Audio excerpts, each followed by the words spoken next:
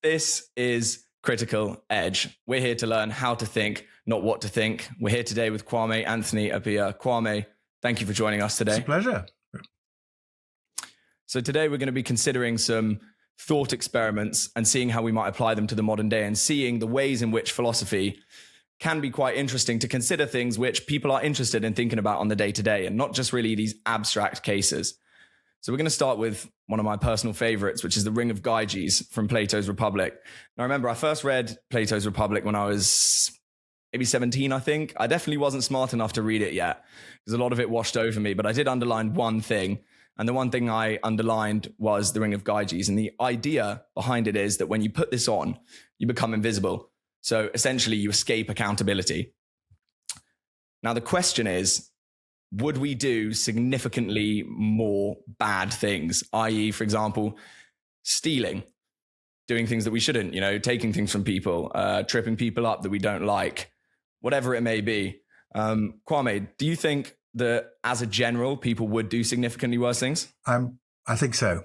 And I'll tell you what conclusion I draw from that, which is that a lot of what, of course, people differ in their characters and some people are less likely than others to harm other people, even in small ways. But but it's our accountability to others, the fact that people we care about and even strangers will lose respect for us if they see us doing certain things. And also, of course, they may make us pay a cost in terms of becoming maleficent towards us if we seem maleficent. In fact, we know that people are inclined to treat people less well if they've seen them treating other people badly.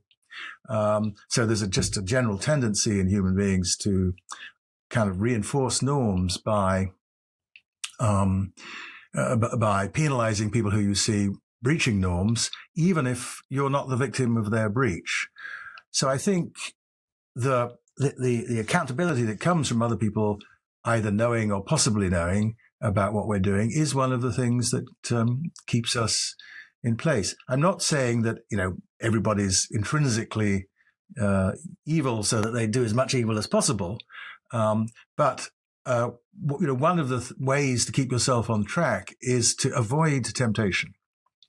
There are certain things that you think you ought not to do, but you should be aware that you might do them if you put yourself in a place where you could do them. This is why a celibate priest who has a vocation to spend time trying to convert sex workers is putting himself in the way of breaching his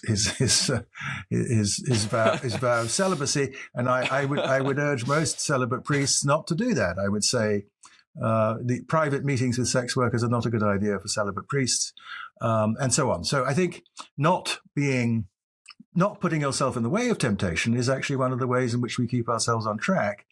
And one of the other things that keeps us on track is other people's awareness of what we're doing, especially people we care about, significant others. You don't want your spouse to think of you as a kind of dodgy person.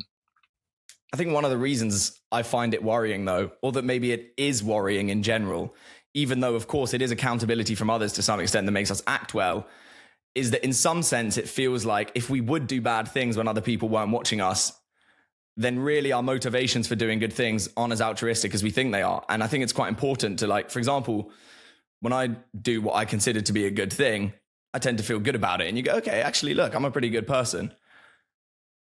Don't you think that without the accountability, it shows that actually our motivations maybe aren't where they should be, and that really what we're doing is trying in some way to get approval when we're doing moral things?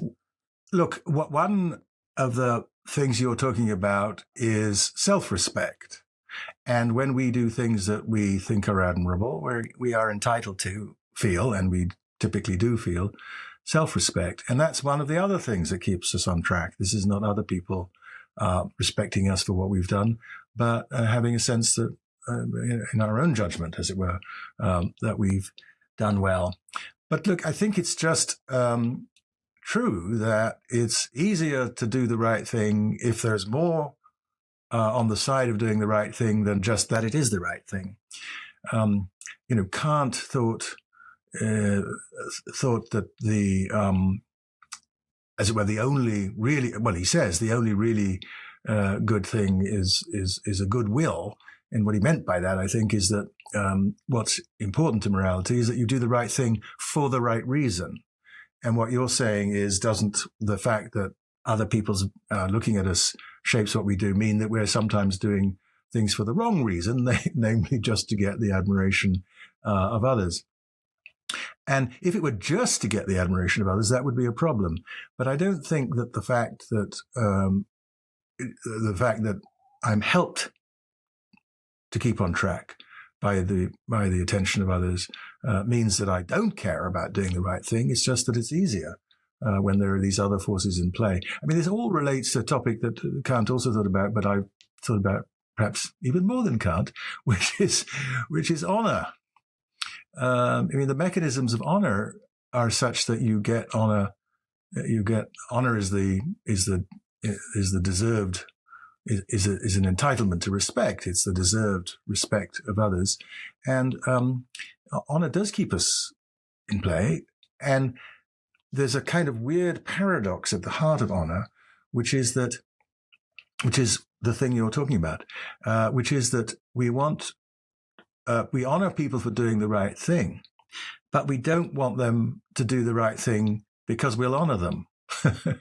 we want them to do the right thing because it's the right thing, and then we'll honor them. And one of the great sources of dishonor is people trying to get honor, which they don't deserve, because they're motivated only by the desire to look good in the eyes of others, rather than by doing the right thing. And it can be very hard with some people. I mean, sometimes you know that someone was doing the right thing without a concern for the respect of others because they keep it quiet. I mean, they do their philanthropy anonymously. And that's evidence that they weren't doing it to get the respect of others. And well, exactly. It seems quite clear that something's more moral somehow. If you, this seems to me intuitively that it's more moral if you do it without anyone watching. So if me and Ollie are walking through the street and I give money to a homeless person, that feels somehow less moral than if I were to do it on my own. There's also some scary maybe implications of this, which is why we wanted to bring it up. People in power, for example, who have the ability to hide themselves, are they more likely to be corrupted? I think like Ring of Gyges, when Ollie and I were first planning this discussion, I really just kept thinking back to Lord of the Rings and the ring that corrupts, right? So does this ability to hide oneself from accountability also increase the chances that someone's going to do something immoral? Absolutely. And so that's why we have to have systems of accountability when we give people power. That's why I'm on a bunch of boards of not-for-profit corporations. In some of those boards in New York State are required to hold their board meetings in public. They're required to be open to the public. The board of the New York Public Library cannot meet. It can meet an executive session to decide a narrow range of things, but its general business has to be open to the public. And that's because we want people who are given the power to shape an important institution like a major library. We don't want them to be able to do things out of our view. That's not because we think that everybody on the board of the New York Public Library is a wicked person. It's just because it's going to be easier for them to do the right thing if they're not acting behind the backs of the public. So, yeah, in democratic societies, it's incredibly important that as much as possible of what goes on when people are exercising power is legible. And if it's not legible to the general public because there's good reasons for keeping it quiet, then it has to be legible to somebody. The acts of the executive have to be legible to the legislature. The legislature has to be able to summon members of the executive and say, what were you doing in this meeting? And there has to be a proper record of the meeting, a set of minutes that the oversight committees can see. So, and again, this is not because we think that every person endowed with executive power is a bad person.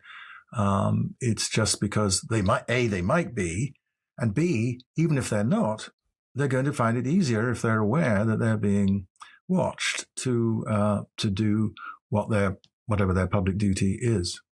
I'm not too sure what this says about my character compared to Lukas's, but building off what you said with, things needing to be in public, for example, with people in power and government, but also just people who are in powerful positions, my mind kept jumping to Jeffrey Epstein as opposed to Lord of the Rings, which is pretty different topics, you could say. I think what's kind of scary about the whole Jeffrey Epstein thing is that there's just so many famous people and people in positions of power that were in connection with Jeffrey Epstein. And even though we don't know about everyone, a very large portion of those people probably did bad things. I suppose the question is, they thought, they were being entirely private and they had the resources to do so and things.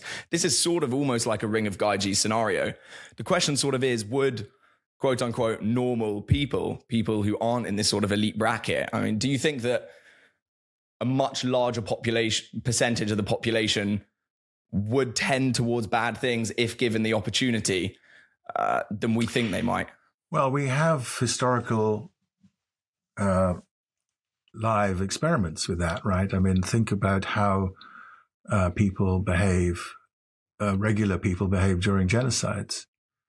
Think about the behavior of the typical German in 1938 or the typical Rwandan during the last round of genocide in Rwanda. A very large proportion, well, surprisingly large numbers of people seem to be willing to participate in these things. And even larger numbers of people seem to be willing to turn a blind eye. I mean, in some ways, the most interesting thing about the Epstein thing is how many people sort of turned a blind eye. I mean, it's not that they themselves, as far as we know, did bad things. They can't all have done bad things because there's so many people mentioned. But so many of them, there were all these teenage girls around, and for no very good reason. In many contexts. And this, that seems a bit shady.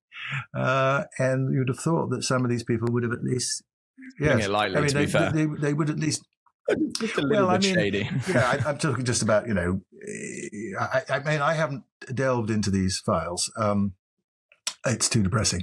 But, and there are lots of people mentioned in there. I would like to say, I mean, my husband is mentioned in there because he's a senior editor at the New Yorker magazine, because somebody suggested that he should be invited to a party where he could be influenced. And I'm glad to say that the suggestion was not taken up. So, well, I don't know what I'm glad to say. I think he might have been interested. I mean, I don't know when this was or whether it was how much was known about him at the time. So there are lots of people drawn into these things. But the interesting thing is whether you, as I say, I mean, and that, in a way, it's sort of not surprising that people turn a blind eye or don't do anything, because after all, since so many people knew, many people might have thought, surely somebody's reported this. I mean, if thousands of people know that someone's doing this thing, it seems incredible that I have to report it, because you'd have thought that somebody who perhaps knows more than I do, someone closer to the thing, will have done so. So I think that's one of the sort of parts of the logic of the so-called, bystander effect, right? Where people stand around while something bad is going on. One reason they do that is because they think somebody else is bound to do something about it. And one of the ways to solve bystander problems is just to point to somebody and say, do it. Because now there's something special about them, namely that they've been designated even in a completely arbitrary way. So, yeah, I think people, there's a deep, it's interesting. In Europe is sort of, deeply and profoundly influenced by its Christian heritage. And part of the Christian heritage is the idea of original sin, is the idea that we're basically fundamentally bad. And it's very interesting thinking about that by contrast with the Confucian philosophical tradition, where particularly Mencius just assumes that if you raise a person normally, they'll be good. That a normal person raised normally will be good. He knows that you have to be educated. He knows that you have to be raised, but he doesn't think that it's especially difficult, as it were, to raise decent people. I guess Christians are a little bit Hobbesian. Yes, Yes, I mean the idea that what is it Hobbes says, that men will seek power after power. I mean I don't think that's true. I know enough people who don't want to exercise power to know that not everybody wants more and more power, even in the rather weird way that Hobbes defines power. But I do think that power, it's Lord Acton's maxim is correct. Power corrupts, and absolute power corrupts absolutely. So we shouldn't endow anyone with absolute power. And one way of not endowing people with absolute power is having mechanisms to survey at least their official acts. Yeah, everything seems to be leading us towards the idea, if we're going to carry on being sort of Hobbesian about it, that it's this sort of publicness which makes people act good. Not just, publicness as in everybody can see what you're doing all the time, but, the question, would you carry on doing this if your parents were seeing you doing it, or if your significant other was seeing you do it? People would often say no. Yes. The problem then, sort of, to invert it to some extent, is that if this is really what is the best motivator of making us good, the logic seems to lead us towards greater and greater and greater surveillance. And then I think we end up with another kind of problem, which is that we don't really have a private-public split. And that's why people hate companies like Palantir these days, the fear that nothing they do is going to be theirs anymore. How can we, I know this is not a question that you could just answer like that simply, but it does seem difficult to adjudicate between those, right? But look, that's the way with moral life. There are pressures in many directions. Not every consideration leads towards the same conclusion. We're entitled to some kinds of privacy. We need it in order to lead ordinary human lives. The kind of surveillance. I mean, just imagine, if the government did put a camera in every bedroom, how weird it would be, and how difficult it would be to conduct yourself in a natural way with the other people who were there with you. So there are just countervailing pressures. I mean, I think it's interesting. Different societies solve this problem in different ways. You will perhaps you won't remember because it's long enough ago. But I think it was President Mitterrand who had a mistress that everybody in the press knew about. And I'm sorry to Monsieur Mitterrand if I've got the wrong French Prime Minister or President. And she showed up eventually at his funeral, and most French people said, "Who is that?" because they have this doctrine of vie privée, which means that the press is not entitled to tell everything, even about the president. Now, in the United States, the First Amendment, the parts of the First Amendment that have to do with freedom of the press, have been interpreted in such a way that you can't be a president isn't entitled to protect his privacy in that way, and so if a president has a mistress, people will know about it. So, and I think it's difficult to know how to think about that sort of thing because, among other things, the president of France is involved in decisions about things like whether abortion is legal. And the fact that you have a mistress with whom you don't want to have children puts pressure on you in a certain direction on that question, which citizens might want to know about in deciding whether they respect the reasons you give them. So it's not that the private life of public people is causally or explanatorily irrelevant to what they do. It often is relevant. And yet I think, we shouldn't, including, for example, the behavior of their children. But I think it's a good custom not to cover the children of politicians, to allow children not to make it a price of public life that your children have to be exposed to the unrestrained attention of the press, or these days of just private people, gossiping in social media. So you're right that there's that to go from the extreme of allowing people to exercise power in complete absence of any surveillance to requiring everybody to be permanently surveyed. Somewhere along that spectrum, there's I think a sensible middle ground that that tries to manage these things. But it's hard, I think, to find the right place, and it's particularly hard, I think, to use the law to define the right place. A lot of the protections of the families of public figures, when they are protected, comes from the discretion of editors. And it's not because they legally couldn't publish it. It's because they think they shouldn't, because it's unfair to the children. And there are people who think, the press shouldn't do that because it's kind of, it's paternalistic in relation to the public to decide what we should and shouldn't know.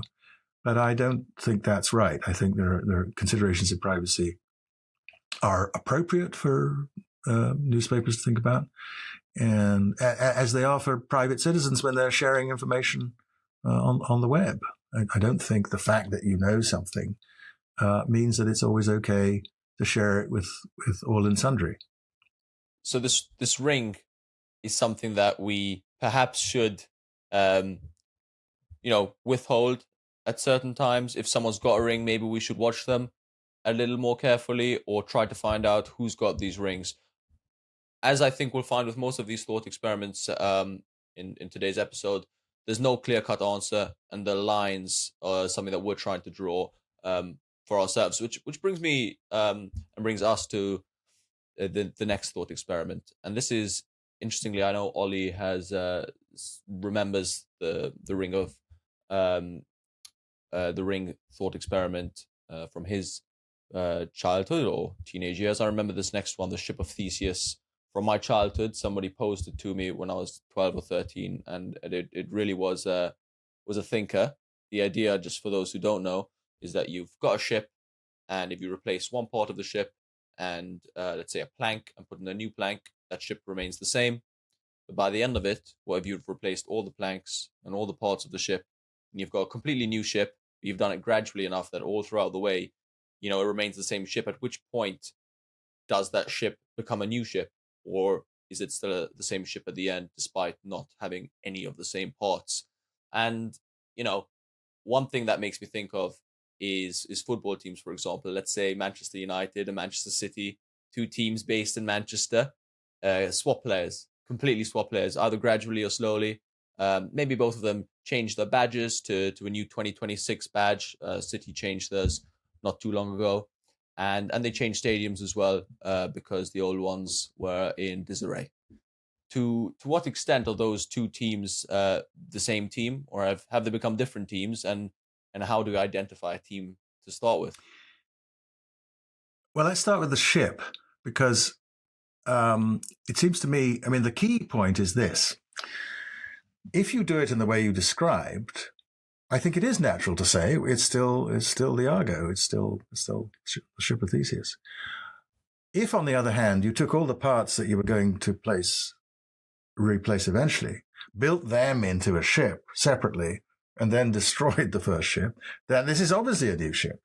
And that's surprising, because it means that whether it's a new ship or not depends on how you get from the one to the other over time, right?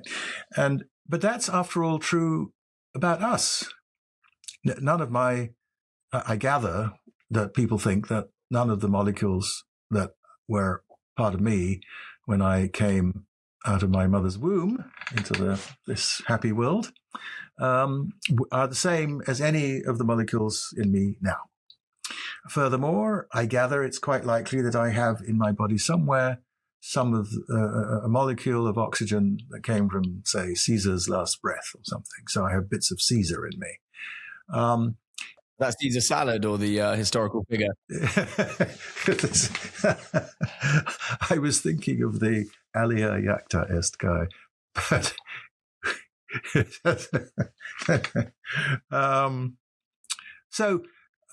again, it's only because of the continuity between that baby and me that the replacement was done gradually that it makes sense there may be other things like a certain kind of functional continuity, and the fact that the memories that I don't have any memories of coming out of my mother's womb, but I do have memories from a very long time ago.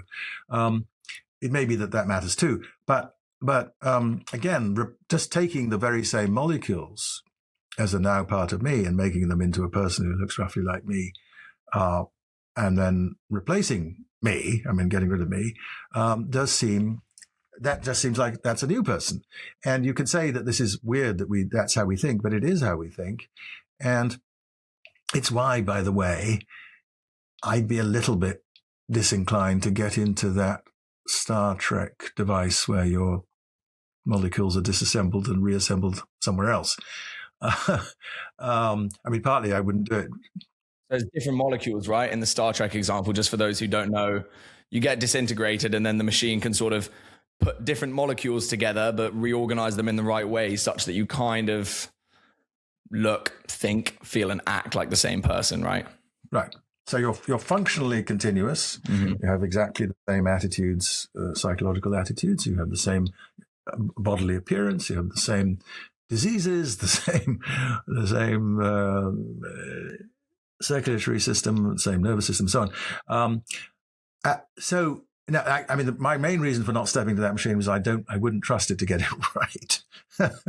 It seems incredibly unlikely that it would get it right. But in the thought experiment, we're assuming that it knows how to do that.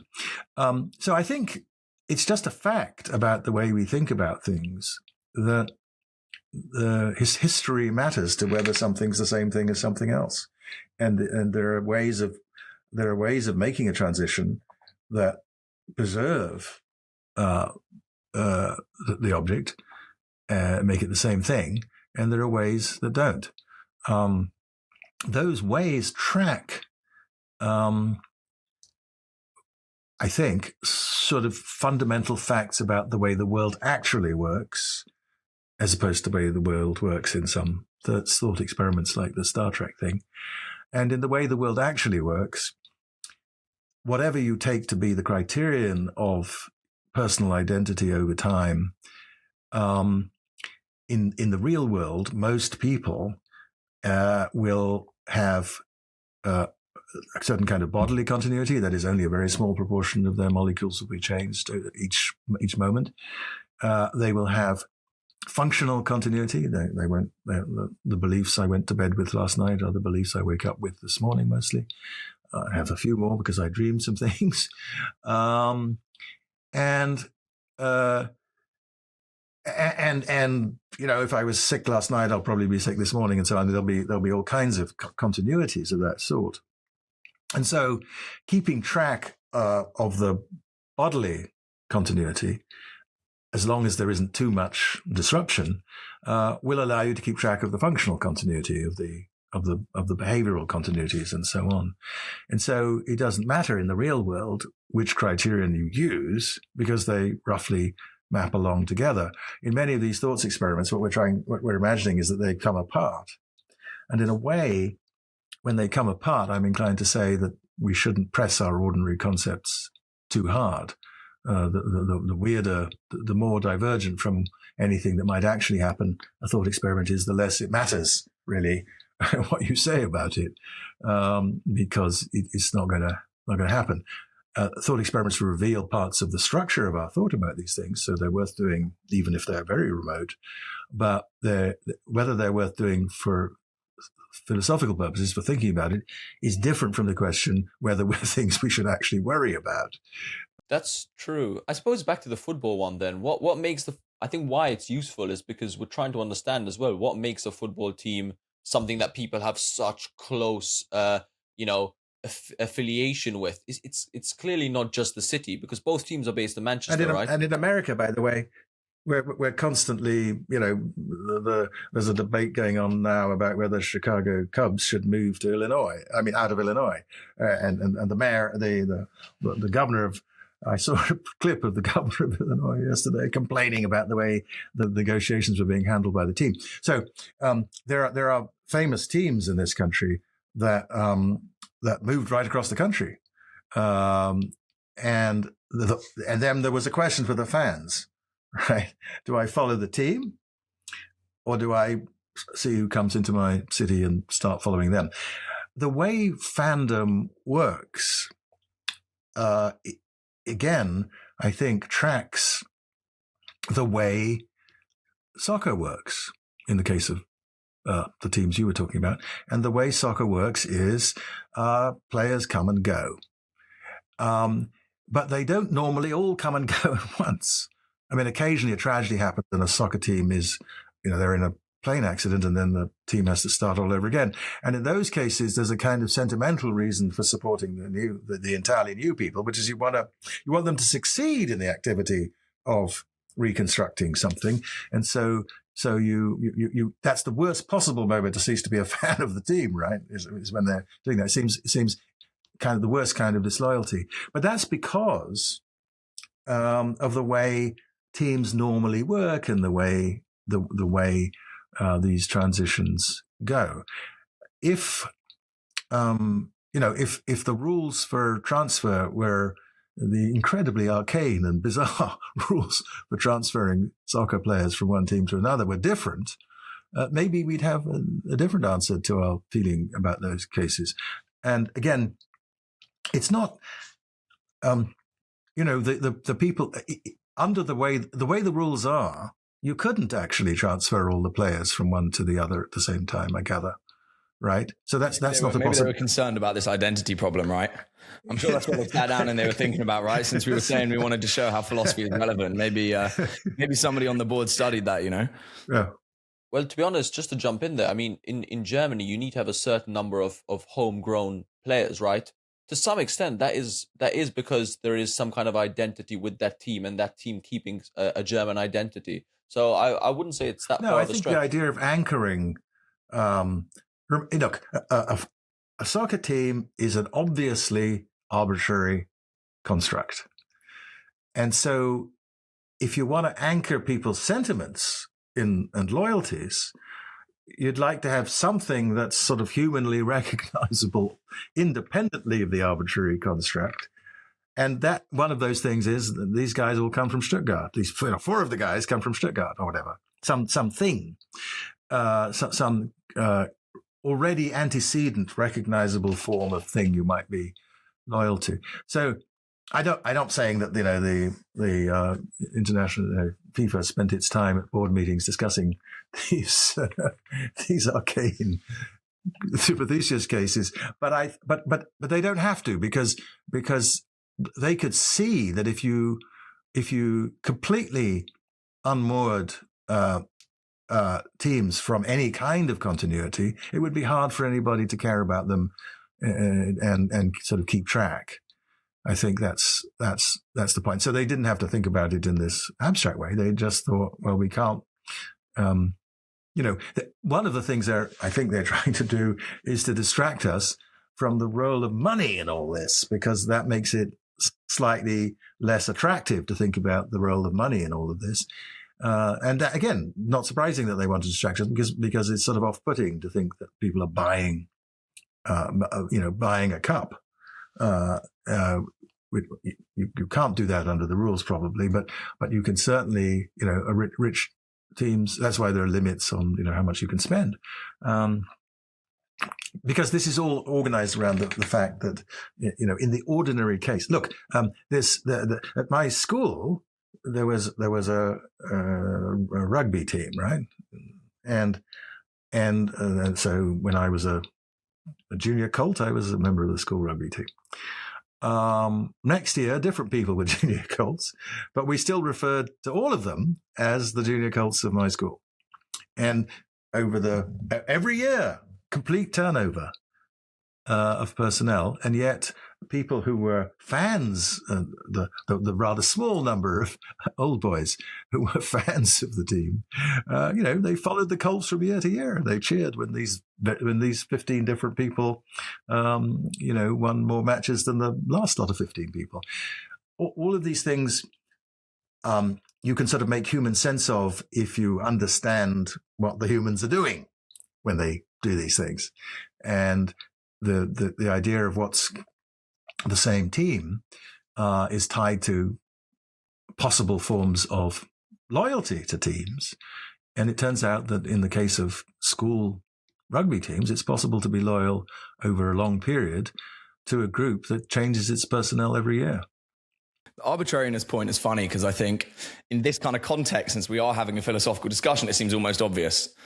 But if you were to suggest to a football fan that the team you support is arbitrary, I don't think it would go down that well. And I have a pretty good example of that because I'm pretty ashamed to admit that when I was younger, I switched teams actually, basically for arbitrary reasons. So my dad's from Liverpool, and so basically the entire family supports Liverpool. But when I was younger, most of my classmates supported Chelsea, and they were doing significantly better at that time. So this would have been like maybe 12 years ago or something, you know? And part of the reason that my change seemed ridiculous was that it was completely arbitrary.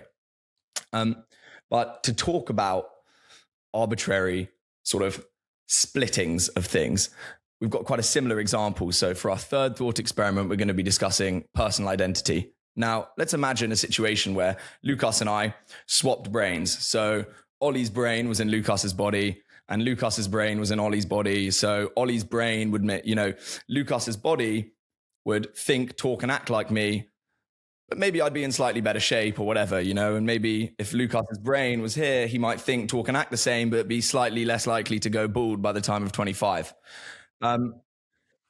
Those kinds of things are important to our identity in a weird way. You know, we do identify with our physical body, even though we think we identify with our brain more.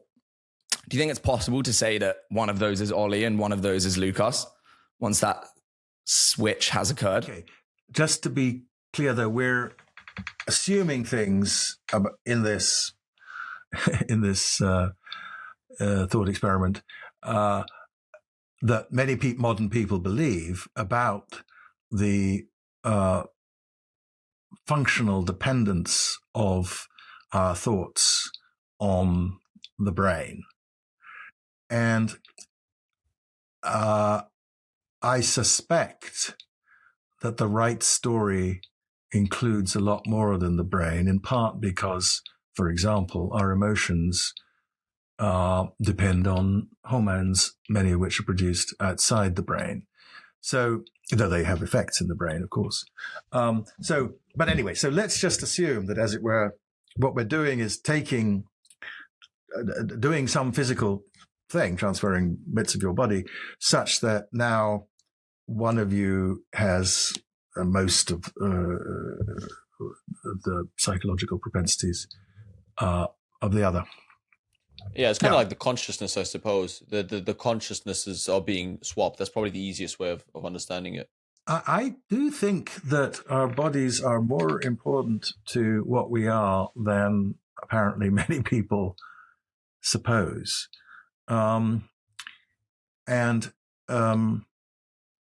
So I'd be inclined to say that, yes, you know, Ollie's behavior can now be predicted by knowing what Lukas was like before, but that, or mostly can be, but that I'm not sure I want to say that it follows that now Ollie's body is Lukas, is the person Lukas. But I think many people are inclined to say that, and since nobody's ever going to be allowed to do this, we'll know. I wouldn't be so optimistic, you know. Maybe not into each other, but I could certainly foresee a situation where, like, if the technology got good enough, yes, we might have our consciousnesses sort of done something, maybe something like the Star Trek thing. Our consciousness sort of passes over, maybe to an artificial home. I mean, I think that what we should say, if something like this were actually to occur, should depend on what we learn when it occurs. That is, for example, maybe one of you is a pianist. I have played the piano, yes. You've played the piano. Good. So, but just transferring your brain isn't going to produce a body that can play the piano, because that involves things in your nervous system involving your hands and so on. And if you were a pianist, I mean, if that was your vocation, then this would be a really important difference, even though your consciousness would be aware of, as it were, of the thoughts that would have made you play the Moonlight Sonata if you'd been in the other body. Those thoughts, those psychological processes wouldn't produce a playing of the Moonlight Sonata in the new body. So I think the answer is, if you were doing this for, I mean, we can imagine circumstances in which it wouldn't seem at least like an obviously bad thing to do. One would be a circumstance in which there wasn't a swap, but the brain of one of you was seriously damaged, the body of the other of you was seriously damaged, and so we could save a person. We could save at most one person, and we could save a person by putting the undamaged brain into the undamaged body. That might be worth doing, and maybe the person who resulted would think it was worth doing, and maybe the person that resulted would think it was worth doing, remembering, knowing what had happened, knowing that this had happened. What I like to think about it is how, if I were to look in the mirror, right, this is, I think, a really way that we can crystallize the idea. If I were to look in the mirror with Ollie's body, I don't think that I would, apart from thinking of myself as far more attractive, I wouldn't necessarily feel like I'm looking at myself. And I think it's because there's such a close link between our physicality and our identity. I think that's what it comes down to. My girlfriend would look at me, and I don't think she would treat me as though it was Lukas, even though my consciousness would be the exact same. Ollie, for example, eats really quickly, and I think in a funny way that's really tied to who he is as a person. That even as a gut-brain connection, who we are as a person is so tied to our physicality. I think that's what makes the question quite interesting. I wouldn't like this to happen to me. I wouldn't like my brain to be put into another body. I think even if it was necessary for my brain to survive, I'm not sure I'd want to do it. And that's in part for the reason that my life seems so tied up with the body that I have and the appearance that I have, that, and again, this is a bit of a sort of Ship of Theseus thing. I could imagine my face changing radically in ways that made me look so different that, no one would recognize me. That might happen if I had a bad accident. But this is changing everything like that all at once, right? Your girlfriend, suppose your girlfriend was not sighted, suppose she didn't see, then it would be the feel of your face that she would care about. Your smell, but other things about you, obviously, the way your body feels against her body and all that. And those things would be different in a way that at least would mean that she would have to, the two of you would have, whoever the person is that's in the brain of the new body, the two of you would have to figure a lot of stuff out that you don't normally have to figure out from day to day, even though people make bodily changes, because it doesn't all happen at once. And I think, so it's going to be interesting. I mean, you're right, Ollie, that it seems likely that people will try and do this.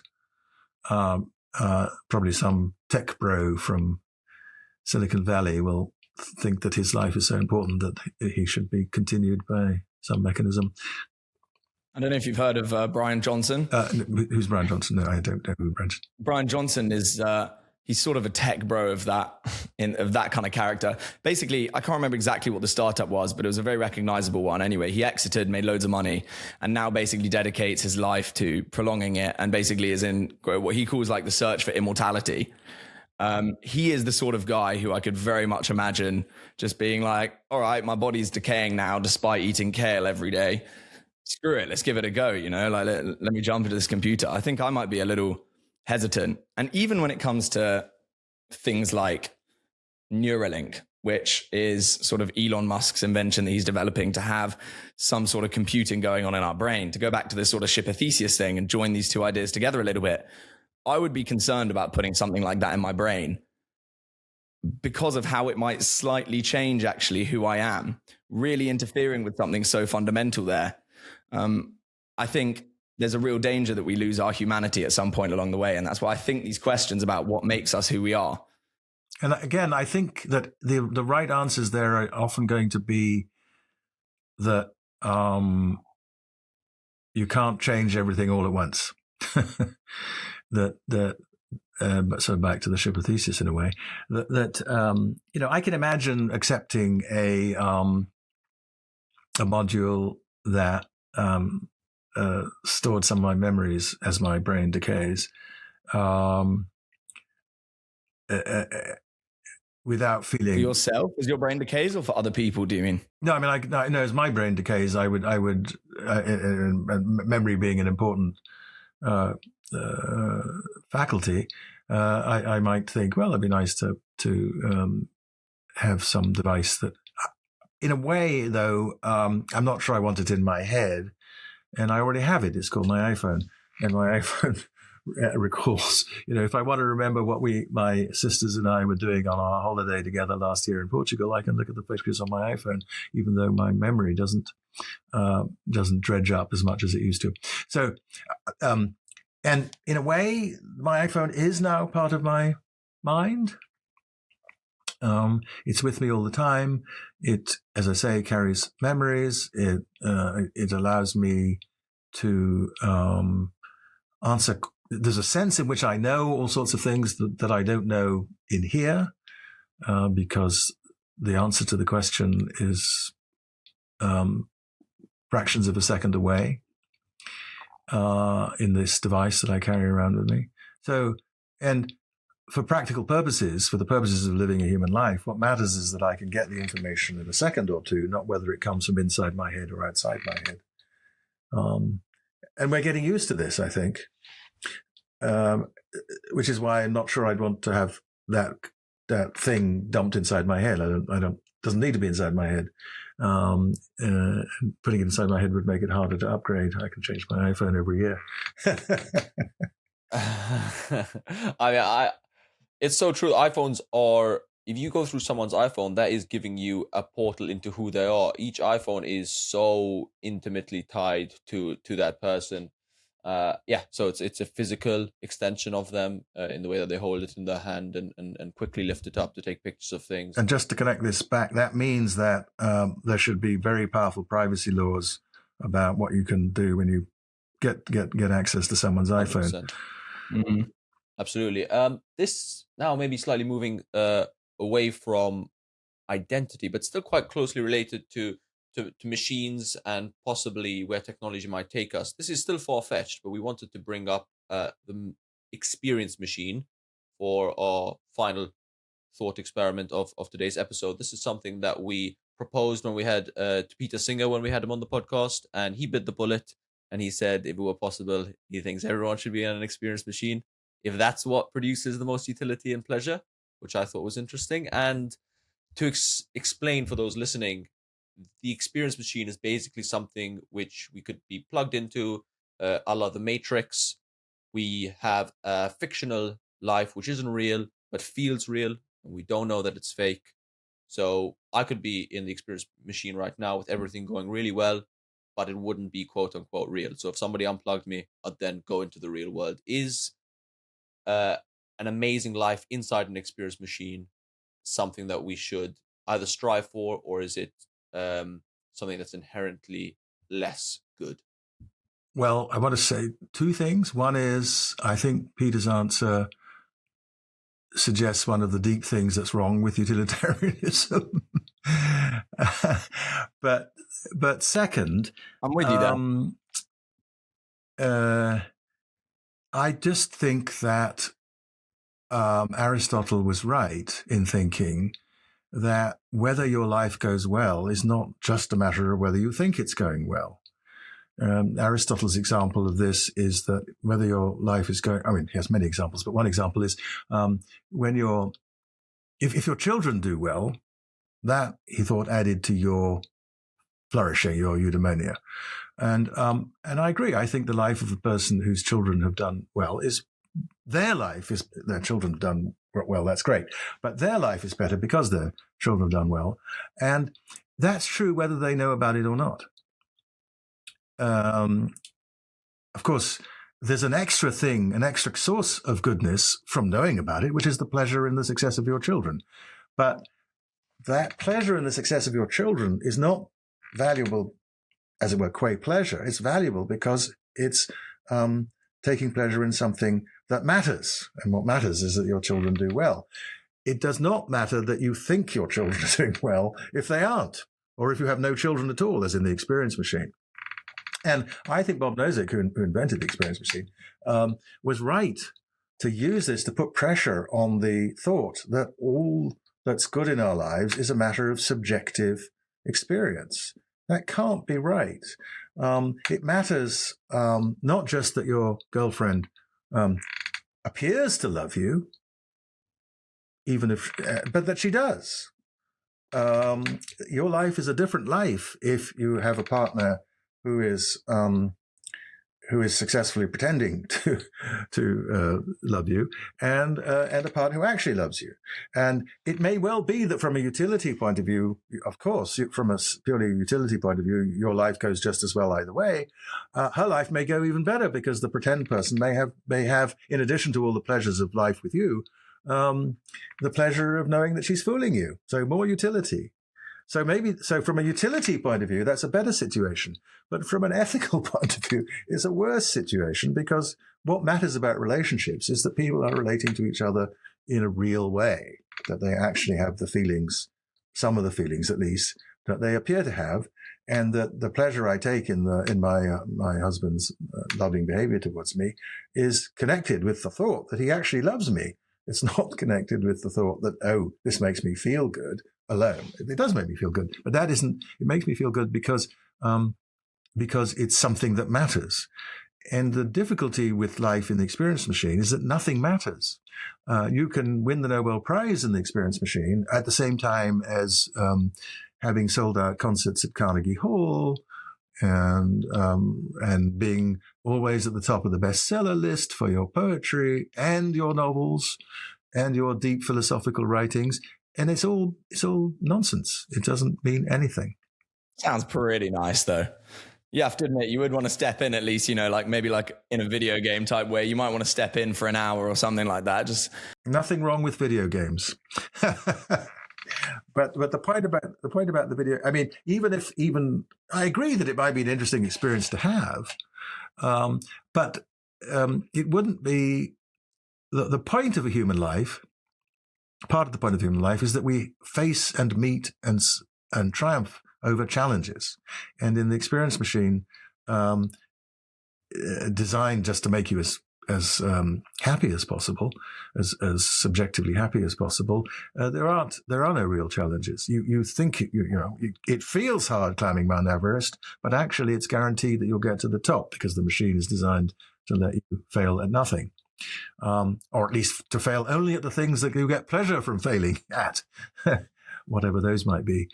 So no, I think I wouldn't get into the experience machine for the same reason I wouldn't get into the Star Trek transport. I wouldn't expect it to work, but I wouldn't trust it to work. The fact that somebody tells you that they've got a machine that will do something doesn't mean that they actually have. And I'd want a lot of persuading that they'd actually done it. But suppose it's hundreds of years and lots of experiments and so on, and it looks like it really is working.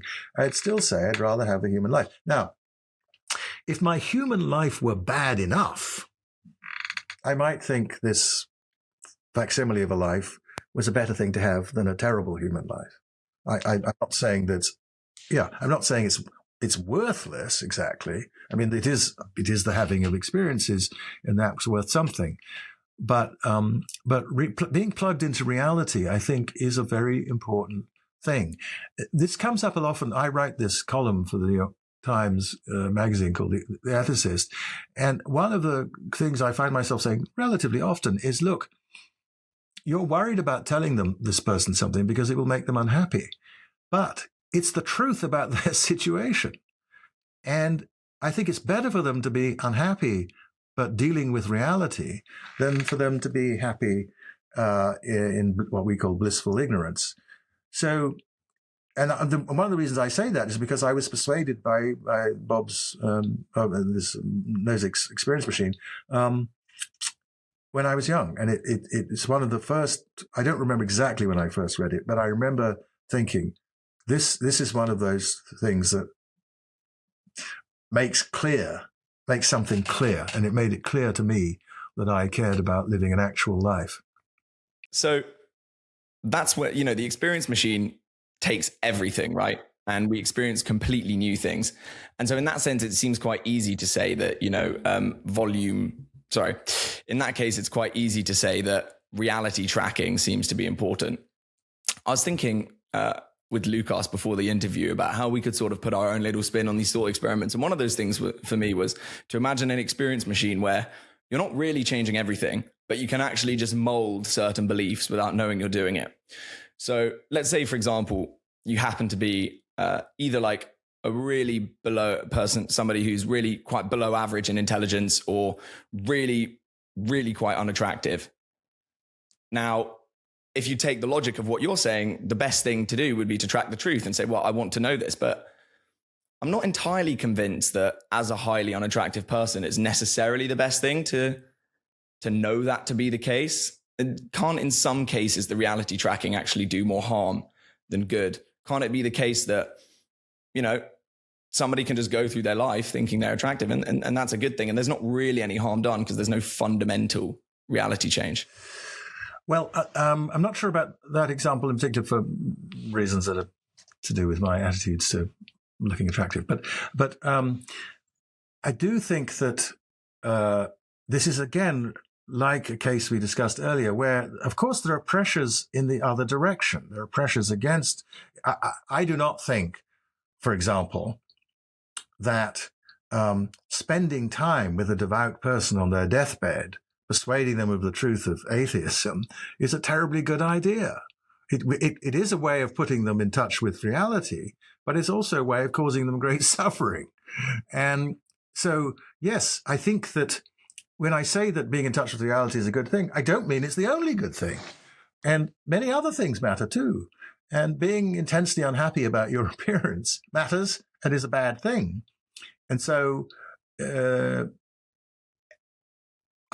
I give this advice to people, it's in particular cases, obviously, and I've made a judgment about the relative cost of the suffering and the value of the reality. But the general principle that I enunciate is that it's important to know the truth about the important things about your circumstances. That means that white lies can be okay. I mean, I don't think it's important if your granny's wearing a dress that really doesn't suit her. I do not think it's important to say, Granny, your dress doesn't suit you, even though that's putting her in touch with reality. I think most people would think you were a little bit of a dick, excuse my language, but a little bit of a dick. You did do that to your grandma, right? Yes, I, not a little bit. I can't say a big dick because that means something else, but you're just a terrible person, it seems to me, if you do that sort of thing and defend it by saying, oh, the truth matters. Not every truth matters equally. So I think, but, thinking that you're living a life when you're not, that's a big way of living out of touch with reality. Thinking that you're more attractive than you actually are, that may not be a very big way of being out of touch with reality. And depending on what else is going on in your life, I certainly am not going to be the person that insists on telling you. So, yeah, you're right that there are considerations that can militate against putting someone in touch with reality. I completely agree. It's just that the temptation of living this phenomenologically perfect life, which is actually just a bogus thing, is, I think, one to be resisted. But it's a case-by-case matter. I'm increasingly convinced of the truth of some kind of particularism about these things, that you have to look at all the circumstances. So when I respond against the experience machine, it's because it's of the sort of totalizing character of the out of touchness with reality. But I don't think that, and I've sometimes said this in the very same column where I'm telling people to be in touch with reality. I've said I think it would be unkind to put the person in touch with that bit of reality. So you have to make judgments, and again, this has sort of come up each time. I think that the pressure that the thought experiment is putting on us to think in a certain direction may be a perfectly legitimate form of pressure, but it isn't the only consideration out there. There are other pressures as well, and we have to live a life in which we balance them all. So, Kwame, we might all be terrible people deep down if we're not being observed. It really matters whether our partners are in love with us. And, maybe we're not the same people we were when we were born. All of these things are actually pretty important and pretty concerning. But for you, which of these examples is one that personally concerns you or you think has real philosophical importance in a way that's going to impact us as the near future rolls out? Well, I do think that, as I said, I do think people are going to find it easier to build these relationship-like structures with machines that are designed for doing that, then many of them are going to find it to do it with an actual person. And so this is going to become I think this is going to become a more and more regular part of our life. And I would only say to people who are contemplating doing that, I hope we can design a society in which it's possible for people to find other people. I know somebody he's in his mid-30s and he's been looking for a partner for a while, for a girlfriend, since his last relationship ended. And so I'm getting reports all the time of what it is like to try and date in New York City at the moment for a straight couple. And it's hard because of the weirdness of some of the ways of relating through apps, and the fact that the apps have sort of destroyed the dating scene, the in real life dating scene, right? It used to be that there were places young people went because they were looking for partners and everybody knew that was what was going on, and they had fun and some of them found partners. In the world of the apps, a lot of that has gone away apparently. And now there are companies that you can pay to set you up on sort of speed dating events in bars where 10 people get together and try and find a partner. So I understand what the temptation is because of the real difficulty, given the way the world has developed, especially online, of finding partners. But I think it's, and I also understand that it might be subjectively more fun to have a partner who has been designed for you. But I think it's worth the effort of developing an actual human relationship. Not worth everything. So if you can't and you've tried and eventually a machine comes along that gives you a facsimile of it, I'm not going to tell you that you should have an even sadder life than that. But I just think it's worth thinking about that real interconnection. And I'm not just talking about erotic relations, real friends, as opposed to machines that are facsimiles of friends.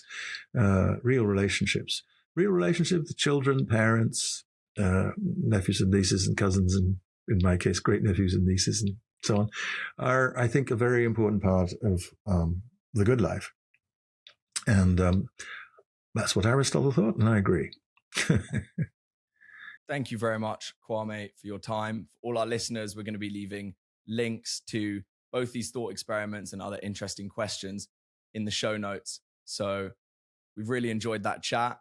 Everybody who's listening, we hope you have as well. Please subscribe and like and leave a comment on your thoughts on the experiments as well. We'll be responding. So this has been Critical Edge today. Signing off.